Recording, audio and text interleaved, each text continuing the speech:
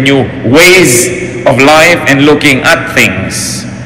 Sapagkat ang mga bagong alak daw inilalagay sa bagong lalagyan. So ang mga bagong kasiyahan dapat may ibang packaging. Ang ibang mga bagong bagay hindi darating sa mga lumang anyo. Kahit sa espiritu, bago ang espiritu mo, bago dapat ang templo ng espiritu, pati ang puso. Luke 5:37. And no one pours new wine into old wineskins. If he does, the new wine will burst the skins, and the wine will run out, and the wineskins will be ruined. No, new wine must be poured into new wineskins. And if you might stretch the application of this reality in our daily life, new experiences must be perceived from new perspectives. New beautiful things must be seen through new frames. Hindi dapat lagi tayong alipin ng nakaraan.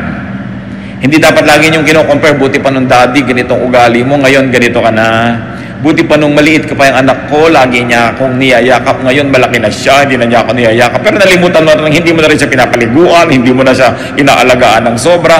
Parang lagi nalang kinokonsentrate natin yung nawala na gusto natin. Hindi natin tinitingnan yung dumating na bago na dating wala doon sa gusto natin. Another way to enjoy every day is do not attempt at repeats. Yung naghahanap ng repeat, kadalasan yan, nabibigo. Yung mga anniversary, this is an attempt at repeat. Gusto mo yung nangyari last anniversary, mangyari uli ngayon. Yung nangyari nung huling pista, mangyari rin sa pistang ito. Yung nangyari nung huling birthday mo, mangyari rin sa birthday na ito. Nakakahon ang isip ng tao. Hindi niya tuloy nakikita yung mga bago na dapat niyang ikatuwa. Lamentations 3:23, they are new every morning. Great is your faithfulness. So, ang pinag-uusapan yung faithfulness ng Diyos. Maliban na lang na hindi totoo ang Biblia, therefore, the faithfulness of God is new every morning. And because it is new, it must be welcomed. It must be perceived, received with celebration. Each new experience is new. Walang repeat. Napakahirap po sa lahat ng gusto nyo repeat. Halimbawa, nanalo tayo sa dance contest last year, kailangan manalo rin tayo ngayon. Repeat. Yung basketball team natin, nanalo nung isang liga, dapat manalo rin ngayon. Repeat. Ganito ang itsura mo nung last party, so ginagaya mo na, lagi repeat. Meron nga po ako isang babaeng nabati nun sa church, ang tagal-tagal na. Yung buhok niya parang napakalakas yata ng hangin na nagpunta lang sa isang tabi. One-sided yata ang tawag doon. Sabi ko, sister, ang ganda ng buhok mo. Alam niyo po, 6 na buwan, hindi niya pinalitan, nakaganon lagi yung buhok niya. So, pero hindi ko na pwedeng ulitin yung puri ko, no? Na araw-araw, ang ganda ng buhok mo, makikita ko dahil hindi na bago. When people try to always be what was, you actually ruin your chances at being happier. Kaya sabi ng Panginoon sa Luke 5:36, He told them this parable, no one tears a patch with a new garment and sews it on an old one. If he does, he will have torn the new garment, and the patch for the new one will not match the old. Siyempre, mayroong ibang original spiritual context yan. Yung spirituality talagang pinag-uusapan. Pero ang sinasabi lang ng Panginoon, hindi magka-match yung dati at yung ngayon. Huwag niyong piliting pag-matchin yan. Ang tao nagbabago. Yung pinakasalan nyo 10 years ago, ibang tao na yun ngayon. Alam nga naman na ang dami na niyang naranasang ginawa't init, gutom at pagkabusog, natutunan, ang dami na niyang kabiguan at mga tagumpay. The same pa rin siya as 10 years ago. That's impossible. Alam niyo, ang mga tao who fall out of love, yung mga tao na hindi nakaka-cope sa nagiging ugali, nangyayari sa kanyang asawa, yun na naghihiwalay eh. Kasi, mabuti pa nung nililigawan mo ako, no? Lagi kang may dalang bulaklak, no? Sasabihin naman siguro nung asawa mo, hindi lang masabi sa'yo, wala ka pa kasing varicose veins nun. Ang hinahanap mo lang yung dati ako, ikaw yung dati ka, nasa na? Diba? Laging nung araw, no? Itsura mo nga ngayon, tsaka nung araw, compare mo, so, nagbago ka rin. Nagbabago ang lahat. Yung hindi tumatanggap ng mga pagbabago, yun ang hindi nagkakatagalan. Ipinapako mo siya sa ganon. Ipinapako mo sa ganon. So, bago-bago yan. A new attitude, a new heart, a new vision will definitely see new blessings. Pag bawat araw dumating, wala kayong nakitang blessing, kasalanan nyo yon. Di nyo tiningnan. Kasi ang sabi, they are new every morning. Meron. You want to have an enjoyable day? Always look for the good. You will succeed looking for the good. But let me tell you, if you look for the bad, you will also succeed. Because in everybody, there's the good and the bad. In every situation, there's the good and the bad. There's always the pro and the con. There's always the advantage and the disadvantage. It depends on where you look. So do not always look for the bad. Do not always look for something or someone to complain about. Naranasan ko na po na magbakasyon minsan sa Europa. Sumakay ako sa isang malaking barko, mula Sweden going to Finland. Sumasakay pa lang ako, nadidinig ko na yung bunganga ng isang babaeng may edad, may kasama siyang asawa niyang, kasing edad din niya, pobreng lalaki na kinailangan magkaroon ng asawang ganito. Inireklamo na niya lahat. Yung incline noong daan patungo sa barko, yung taas ng hawakan, yung galaw ng tubig, yung lahat. Iniwasan kong makasalamuha ang mag-asawang ito doon sa barko. Lagi naman silang sumusulpot sa harapan ko. And this woman was forever calling the attention of her husband to something wrong. Do you think the man was having fun? No. And do you think the woman was having fun? No. Both of them spent so much money only to look for the bad and the ugly in Europe. In the States, this is not happening. Ba't ka pa lumayas-layas sa States? Diba? Gusto mo sabihin, wala sa States niyan. No? Dapat tinitingnan mo kung ano yung meron yun na enjoyin mo. Look for the good. James 5:9, don't grumble. Huwag puro rin tampo, galit, arte. Kasi sayang ang oras. Namamasyal kayo ng mahal mo sa buhay sa isang mall, nagtatampo ka ng 2 oras, nung 3rd hour, uuwi na kayo, sayang yung 2 hours. Babalik pa ba yung 2 hours na yon? Hindi na. Yung magtampo ng 1 week, 1 month, sayang ang panahon. Alam niyo mga tampurista na lagi kasi naman gusto lang yan mapansin, masuyo. Humanap kayo ng ibang paraan para kayo sumaya. Kasi hindi naman lahat ng tao natutuwang manuyo. At paano kung hindi kayo nasuyo? Napakahirap niyan. Minsan inaaway mo yung asawa mo, away ka ng away. Sa sobrang kaaaway mo, ikaw na ngayon yung masama. Ang ending, ikaw ang nagsosorry. Para ka rin nagtago na wala naghanap sa'yo, lalabas ka rin naman dahil ang hirap-hirap magtago nang wala naghahanap. Diba? At napakahirap niyang nagtatampong walang nanunuyo. So learn. Kung kayo po ay married, ang asawa niyo hindi pala suyo, ibig sabihin, palitan niyo ang gimmick niyo. Humanap kayo ng ibang trip sa buhay dahil maiinis lang kayo lalo. And you will spoil many days, many weeks, many months in your life which could have been invested in happiness. If you want to be happy, be ready for surprises. Be ready for variations. Meron pa akong kilalang babae, sinurprise ng asawa niya. Ano sila? Yung nagsisika pa lang, nagsisimulang mag-asawa. Umuupa pa lang ng bahay, wala pang kagamit-gamit. Alam niyo po ba na itong pobreng lalaki ay sinikap na mag-uwi ng refrigerator na malaki habang namamalengke yung asawa dahil wala silang ref. Sinikap niyang i-timing lahat yon para maging surprise. Yung talagang surprise. Kasapakat pa niya pati tricycle driver para huwag iuwi agad ang asawa niya at gumawa ng delay kung sakaling hindi pa tapos ang delivery. Nakita niyo na yung pagsisikap ng lalaki. Pagdating ng bahay, tadan! Alam niyo sabi ng babae, bibili ka lang pala ng ref, di ka nagtanong, ayoko ng kulay na yan. Kung kayo yung lalaki, ano gagawin niyo? Either i-freeze niyo siya o ihahataw niyo sa kanya yung buong ref. Alam niyo, hindi lang yun ang nangyari. Ibibili siya ng mga damit, biglang, naku, hindi ganyan ang gusto kong cut. Laging may reklamo. Alam niyo ngayon, hindi na siya ibinibili. In fact, hindi na siya inuuwi. Totoo yun. Nagsawa na. Mano ba namang masurpresa ka? Hindi kasi yun ang iyong inaasahan. You know, do not spoil something unexpected. Hindi yun ang inaasahan mo, hindi na yun ang dapat mong ipagbunyi. Meron pa pong isang tao nagregalo ng isang gadget sa isang kaibigan. Ini-expect niya talagang surprise, matutuwa. Ang nabasa sa mukha nung binuksan ng regalo, disappointment. Kasi iba ang ine-expect niya. Huwag kayong expect ng expect. But expect to be surprised. then you'll be happier. Pag lagi ang inaasahan nyo, may script ang buhay, may specification ang darating na regalo, may script ang sasabihin ng mahal nyo sa buhay, mabibigo kayo lagi.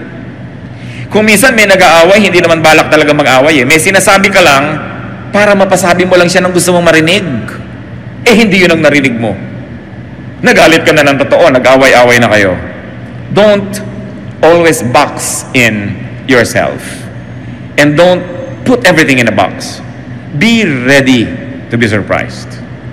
Habang nag-uusap po tayong ganito mga kapatid, isip-isipin nyo na mga sarili nyo, gaano karaming beses na ang nagmamahal sa inyo, nalanta, nawala ng gana, nabigo, dahil hindi nyo in-appreciate yung surprise niya. We should be willing to be surprised. The weather is not the same every day. We should be willing to accept variants. Mga iba, pagkakaiba-iba ng mga bagay. Configurations are never the same. Sabi nga sa 1 Corinthians 15, 39 to 41, all flesh is not the same. Men have one kind of flesh, animals another, birds another, and fish another. There are also heavenly bodies, and there are earthly bodies, but the splendor of the heavenly bodies is one kind, and the splendor of the earthly bodies is another. The sun is one kind of splendor, the moon another, and the stars another. And stars differ from stars in splendor. So yung mga tao, hindi kino-compare yan. Huwag mong hahanapin kay Juan ang na kay Pedro, but enjoy ko ano yung na kay Juan, enjoy ko ano yung na kay Pedro. Hindi yung lagi mong pinagko-compare. Ganon din po ang mga araw. Each day is new. Each day is different. Each day is unique. It is impossible that there will be 2 days that are the same. Una, iba yung date, hindi na yun babalik. Iba yung posisyon ng araw, iba yung temperature, iba yung moisture, hindi yan pare-pareho. Kung lagi mo hahanapin yung gusto mo lang na klima, maraming mga araw, hindi ka mag-enjoy.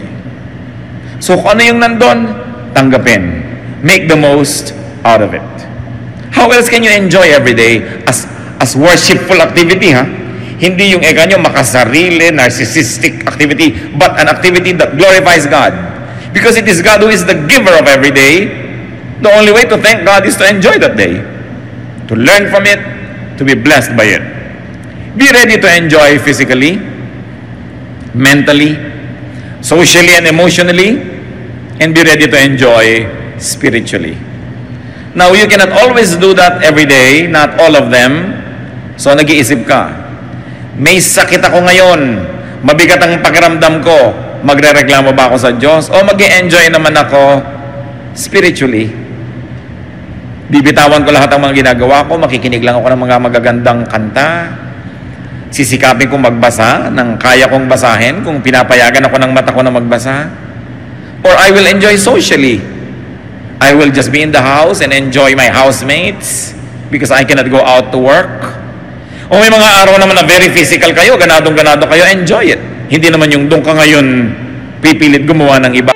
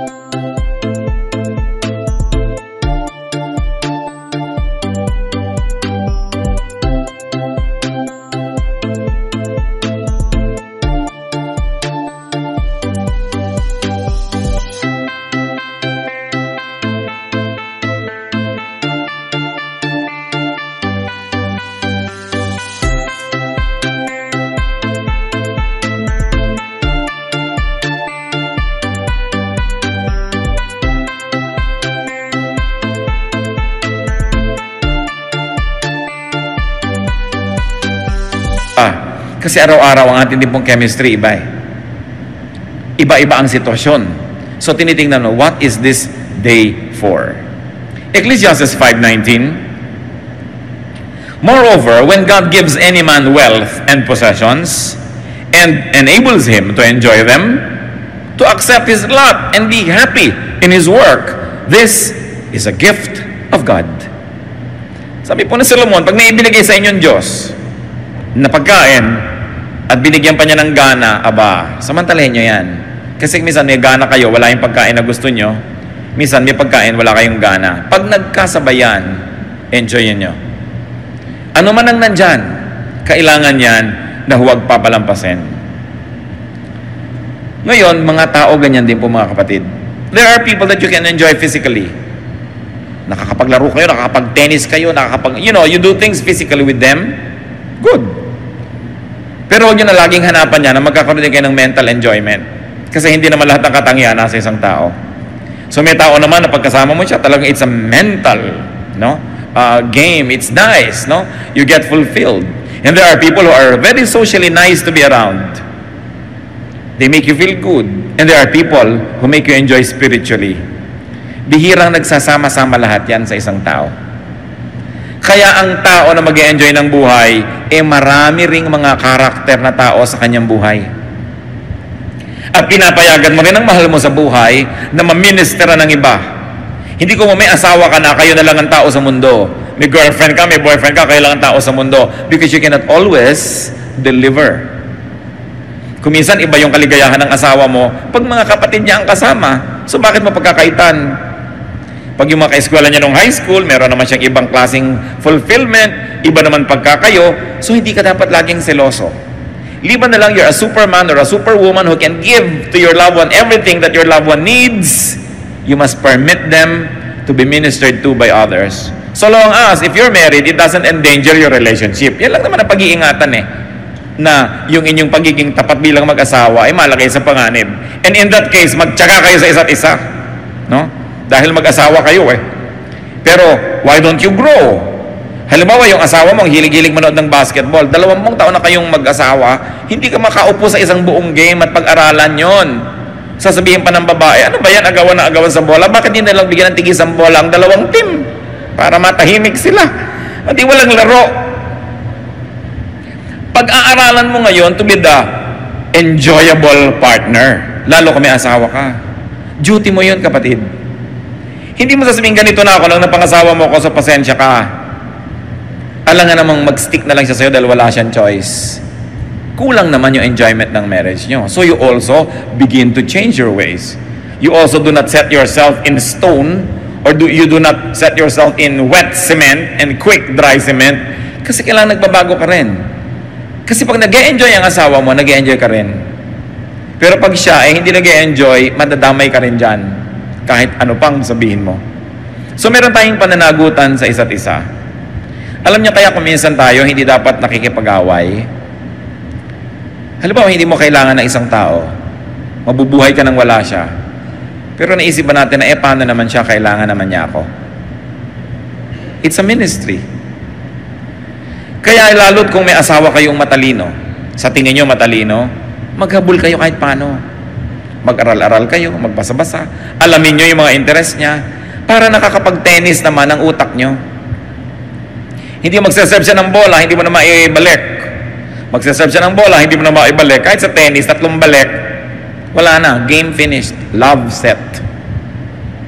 Wala na, game over. At may taong ganun, kahit anong sikap mo makipag-usap, hindi maibalik ang usapan. 3 lang ang alam niyang topic sa mundo, yung medication niya, yung mga karamdaman niya, at yung reklamo niya sa kapitbahay. Every day, yun ang topic nyo. Sa palagay nyo, hindi kayo pagsasawaan. Kaya kailangan ng utak pinalalago. A very attractive person is a person that can always engage you mentally.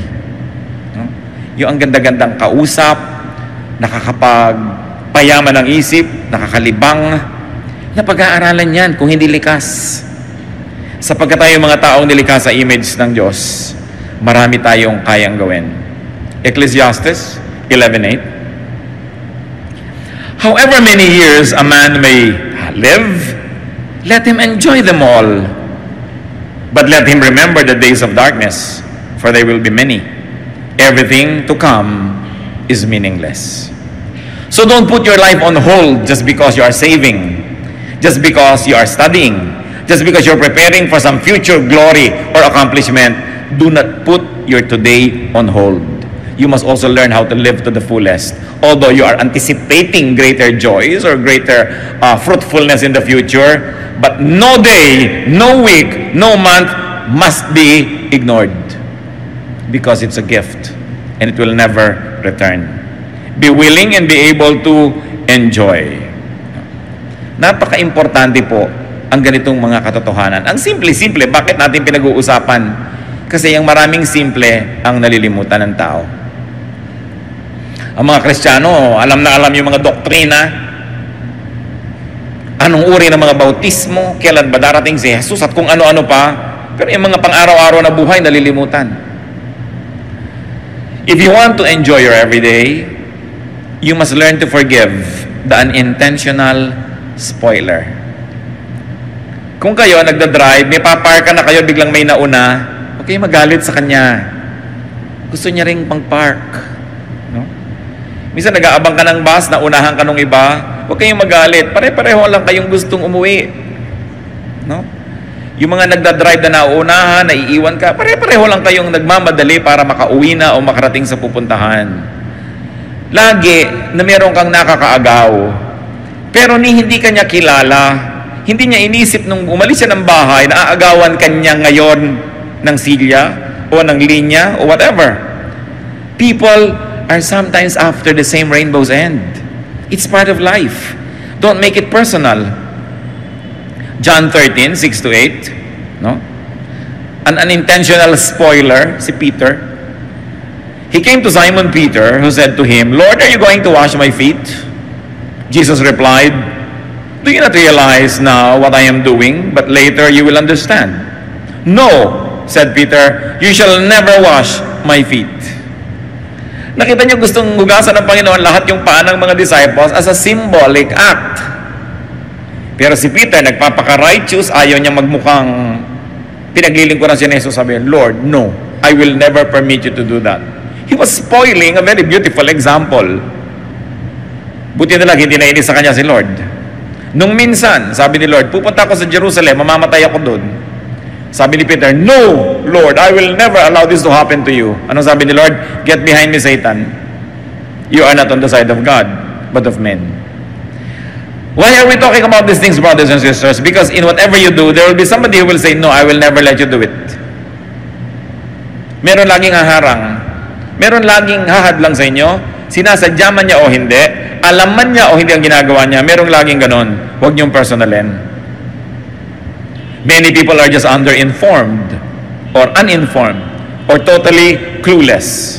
Many people can just be ignorant or people are just busy living their lives. People are just busy surviving so they can become your competitor.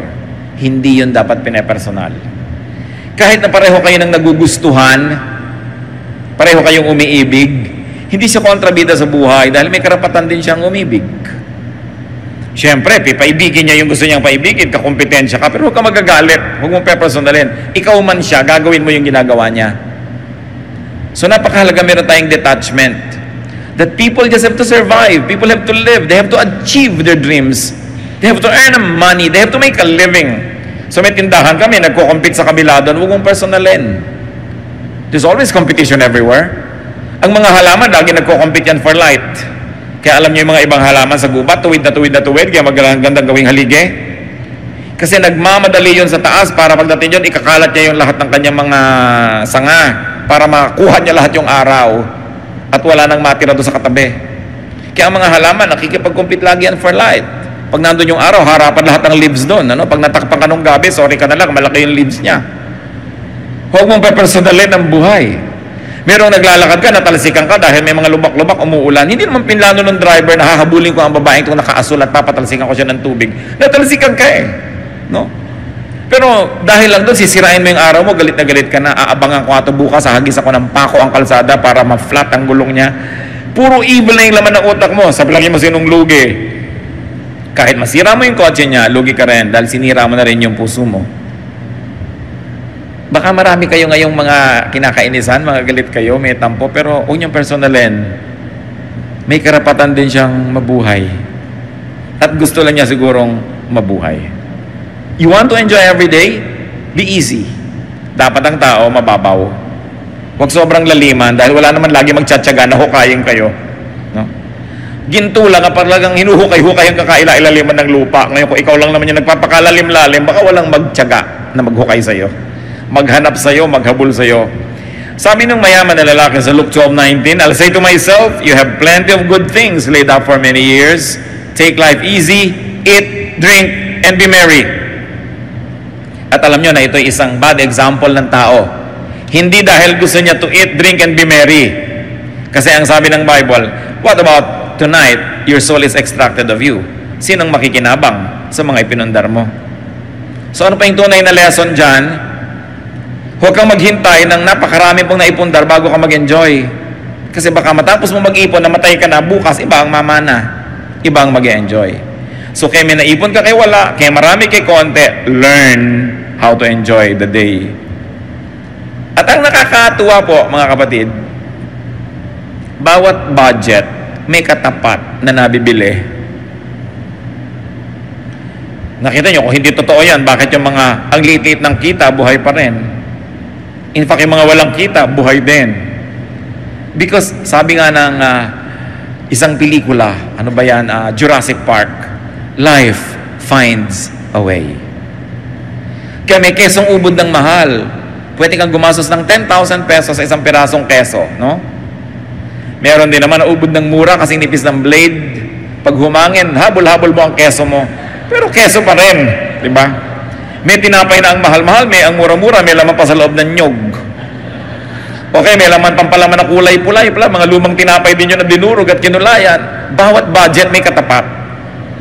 Yun ang mga mahilig magpa-foot spa, may foot spa pa na 20 pesos. No? Hindi ko na lang alam kung sa kaning baboy ibinababad yung paa mo, pero foot spa rin.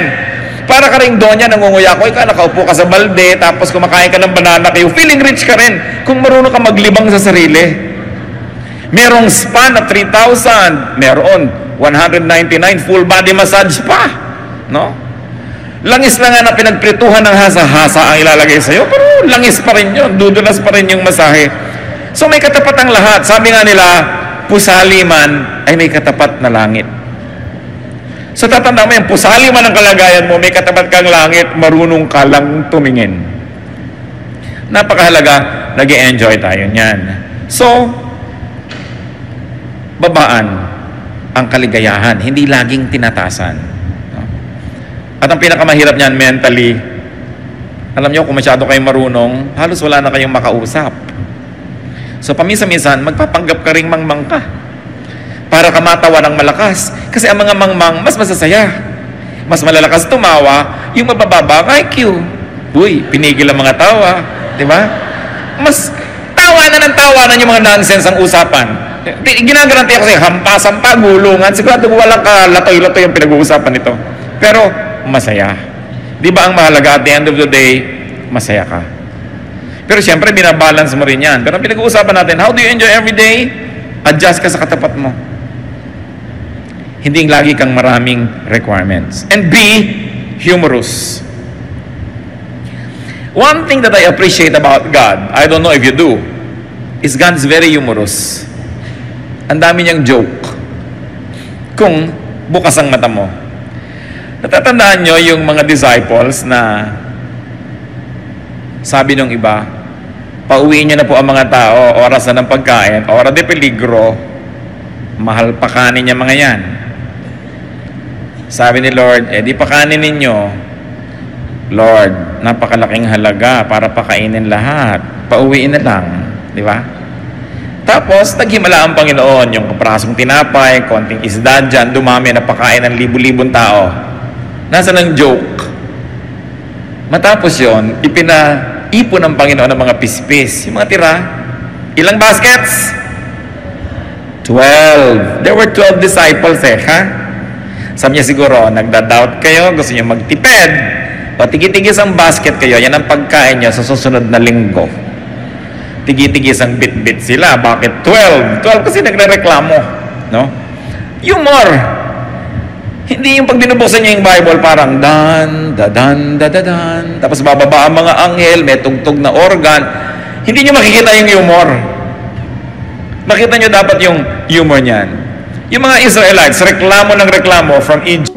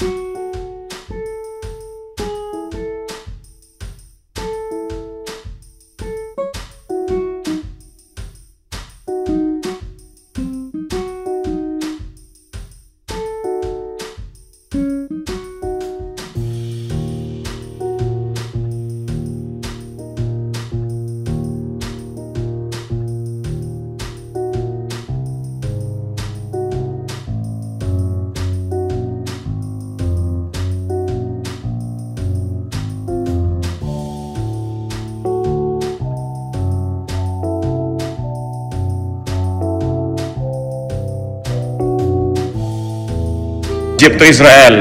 Anong ipinadala ni Lord? Para tuklawin sila? Takot-takot na ahas. Kaya pag may ahas na lumalabas, ahas! Takbuhan sila, di ba? Takot na takot sila. Sabi ni Moses, Diyos ko naman, maawa kayo sa mga tao. Tigilan po natin ito, kawawa sila. O sige, Moses, gumawa ka ng ahas. Bronze snake, sabi niya. Ilagay mong gano'n sa mataas na poste, at lahat ng natutuklaw, titingin sila doon para gumaling. Yung kinakatakutan nila tumutuklaw sa kanila, yun ang imahen ngayon ang titingnan nila para sila gumaling. Pag hindi humor yun, ewan ko kung ano yun. No? Sabi siguro na, ayan, kung sa Canada pa, diyan ka bumangon. Ahas ang nagbigay sa inyo niyang danger. Ahas. Form of a snake. Kaya ang logo po ng medicine, yung ahas di ba? Na nakakapit doon sa poste. Yun. Kasi nagpapagaling daw yung ahas. Subukan nyo. No? Kaya napaka-humorous Biruin mo, ahas, kinakatakutan ng tao. Yung pa yung image ng pagpapagaling. Pag hindi nyo tinignan ng gano'n ng Biblia, hindi kayo mag-enjoy. No? Ang daming ginagawa ng Panginoon na talagang kamangha-mangha. Itinaboy sila doon sa gilid ng dagat, nasukul ngayon sila ng kaaway, dagat na lang na nandun, malay ba nilang bubuka pala yun. No? Humor. God is so humorous, so God's people should be humorous. Psalm 126, 2-3. Our mouths were filled with laughter, our tongues with our songs of joy.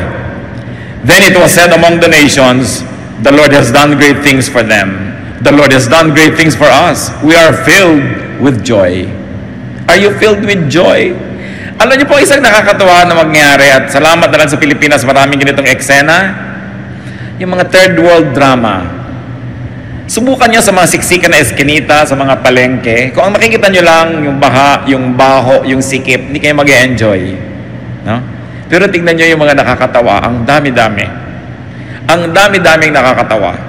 Yung mga tao na ang ginagawa nilang mga kapote nila, yung mga plastic, nakakatawa di ba? Yung galing naman ng mga Pilipino na mamaya pag wala ng balutan ng kanilang mga tinda, yun na ang paglalagyan.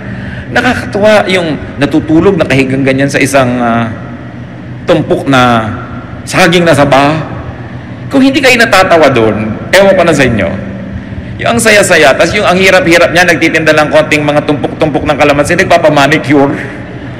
May manicurist, manicure. Ma'am, ano pa po ba? Di ba? Ma'am pa siya. Yung kakatawa.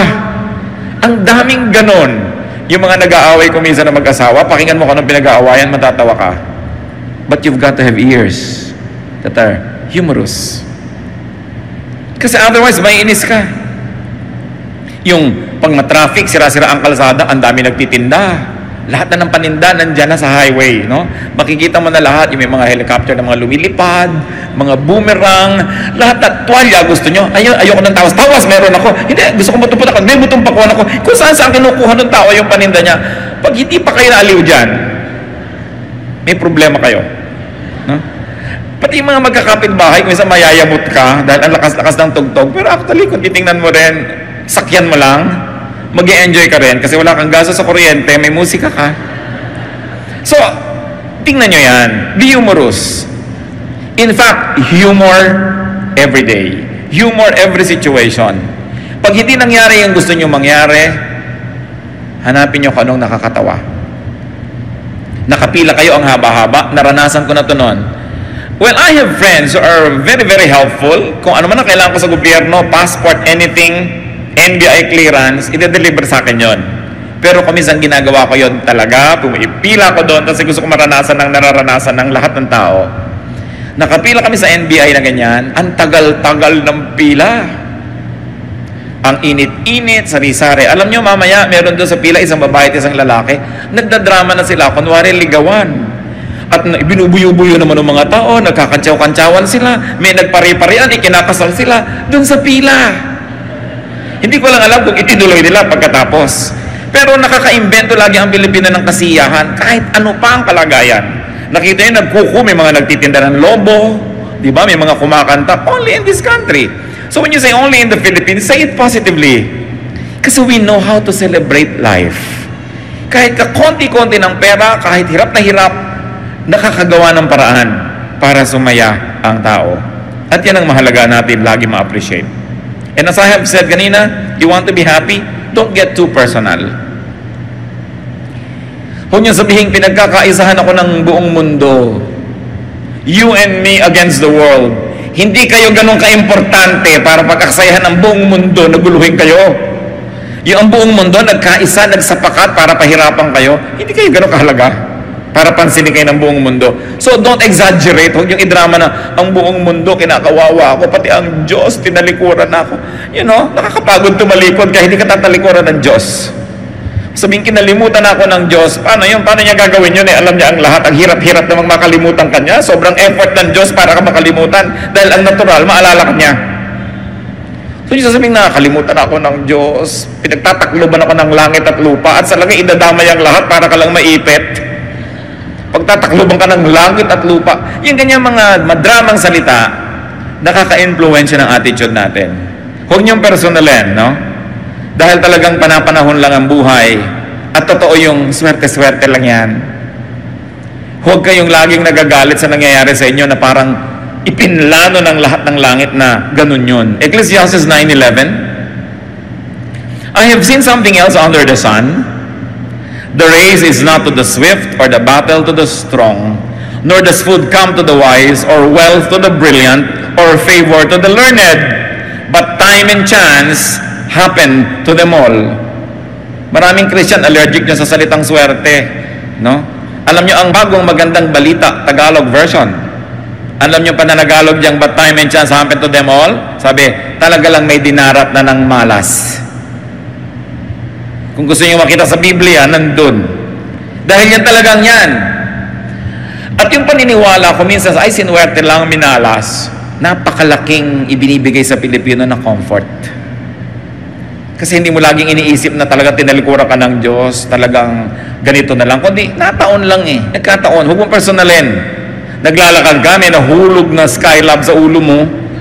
Diba? Hindi naman laging nahuhulog yan. Try again tomorrow. Alam nga namang tatamaan ka na naman yan. Sobra na yon. So sabi mo, ay nagkataon lang kasi naman naglalakad-lakad ako kung bakit sa akin pa nahulog yung building. Nandun ka kasi sa lugar na yon, nangyari. So huwag mong indahin at huwag kang magalit sa buhay. It happens. So, sabi na Ecclesiastes 9:11, time and chance happen to them all. Sabi niya, hindi ko mo mabilis na nanalo sa karera. Hindi ko mo malakas mananalo sa digmaan. Hindi ko mo matalino magkakapera. Sabi ganun, swerte-swerte lang talaga yan. So, huwag mong masyadong personalin. Lagi mo na lang subukan muli. Always do your best at huwag kang madadala. We can go on and on, mga kapatid. Pero bakit ko sineshare sa inyong ganitong mga bagay? Dahil ang buhay, maraming problema, maraming bigat, maraming pagluluksa, may mga time na may sakit, may namamatay. Doon na lang kayo talaga malungkot sa dapat ikalungkot. Pero yung mga pwede namang baligtarin nyo at pasayahin nyo, pasayahin nyo. I-reserva nyo na lang yung luha nyo sa talagang dapat iluha. At sinabi sa Biblia, marami naman yung araw na yon, di kayo mauubusan sa isang lifetime. So please, huwag nyo nang palungkotin ang hindi naman talaga malungkot.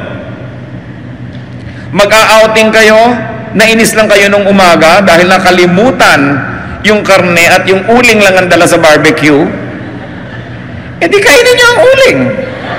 O mag-charcoal painting kayo, o mag-fasting kayo. Pero huwag yung sabihin, sira na ang araw ko, sinisira nyo dahil lang sa kapraso, ina-exaggerate nyo. No? When there are rats in the ship, you kill the rats, don't sink the ship. So sa relasyon nyo sa inyong asawa, mayroong mga konting problema, huwag niyong palakihin para lang magka-excuse kayo na iwan na siya.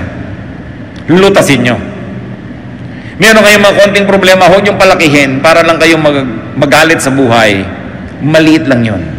Paliitin nyo palalo at isipin nyo kung ano yung maganda. At the end of the day, it is not what happens in the day that makes it good or bad. It is your attitude. It is your attitude. The same heat that melts the wax hardens the clay. Maglagay kayo ng kandila sa isang oven, tunaw. Maglagay kayo ng palayok na basa pa at ginagawa pa lang, titigas. Tumigas yung isa, natunaw yung isa. The same heat. So every day, depending on what you want to be, you have to decide if you're going to be wax or if you're going to be clay. Because the same heat will be there. It's your attitude. Ang nagpapasaya sa tao ay hindi ang nangyayari o ang hindi nangyayari. Kung paano niya ito tinatanggap. At kung paano niya ipinapamuhay. There is really very seldom any bad day. Usually there is just a bad attitude. So enjoy your day. Because when you enjoy your day, the day also enjoys you. And God enjoys you. And people enjoy you as well. So isa rin nating tungkulin sa ating kapwa na mag-enjoy. Because we cannot give what we do not have. When you make yourself happy, in fact, even if you have to exert an effort, you're actually preparing to minister to others so that you can make them happy too. But if you make yourself miserable, you will not be able to pass on happiness to others. You will only make them miserable as well. It's a matter of choice. So, babalik ako sa tanong ko kanina, have you enjoyed your day? Kung hindi nyo masyado yan na-enjoy, reviewin nyo agad kung anong attitude nyo ang hindi nagpa-enjoy. No? At may natatira pa sa maghapon na ito, hindi pa tapos. At may bukas pa uli. Pero meron pa akong gustong iwan na isang napakahalagang paalala, mga kapatid. Every day, each day, is all important. Huwag niyong babaliwalay na isang araw. Kasi kung walang araw na to, walang bukas. Subukan niyong mamatay ngayon. Wala na kayo bukas, di ba? So, hindi pwedeng ignorin ang day na to dahil kung dito kayo ngayon namatay, wala nang bukas eh. Kung dito kayo ngayon nagpasya na magiging malungkot sa buong buhay niyo, lulungkot ang lahat. Every day is a link. And no part of any link is unimportant. Pahalagaan niyo bawat araw. Tuwing gigising kayo, salamat Lord. Hindi yung naku, umaga na naman. Yung Lunes na naman. No? Trabaho na naman. Alisan mo naman ang trabaho, pila uli, apply. Salamat ay salamat Lord, may trabaho. Pag naman natin yung amo nyo, ay salamat, ito yung boss ko. Diba? Salamat, may opportunity ako na magpalapad ng papel. Salamat, ito yung asawa ko, hindi ito na yung asawa ko. Siguro naman, di ko na kailangang ulitin lahat, mga kapatid. Attitude lang yan. It's a matter of choice. Without today, tomorrow will not come. And most of the time, how you shape today defines the shape of tomorrow. So don't waste any single day. For all you know, it can be our last. So dapat binavalue yan. Diyos, salamat po sapagkat ang araw na to hindi pa tapos. Meron pa kami pwede ma-enjoy ng mga sandali. Pinagpapasalamat namin kung kami nagkaroon ng mga kasiyahan sa maghapon na ito. At kung kami nakapagdulot din ng kasiyahan sa iba, lalo na po sa inyo. Ituro niyo po sa amin, Lord, pahalagahan bawat araw. Lalo yung araw na kasama namin ang mga mahal namin sa buhay. It's a very, very precious time. Marami mag-asawa, hindi magkasama. So pag magkasama ang mag-asawa, turuan niyo po, Panginoon, na talagang pahalagahan yon. Ang magkapatid, ang mga mag-ama, mag-ina, magkakaibigan. Hindi lahat ng araw may gana. Hindi lahat ng araw may kalusugan. Ituro niyo sa amin, Lord, to value every moment. Not to kill time, not to be bored, but to fill ourselves with excitement and with life and with fruitfulness. Magbulay-bulay tayo sandali mga kapatid. Baka meron tayong crime against time, crime against the day, that we ignore it. Na pinapayagan nating masira. Kung minsan tayo pa ang sumisira, tapos sisirain natin ang araw ng iba. You cannot kill time without harming eternity. Magbulay-bulay tayo. Lasapin natin ang kagandahan ng buhay. Humingi tayo sa Panginoon ng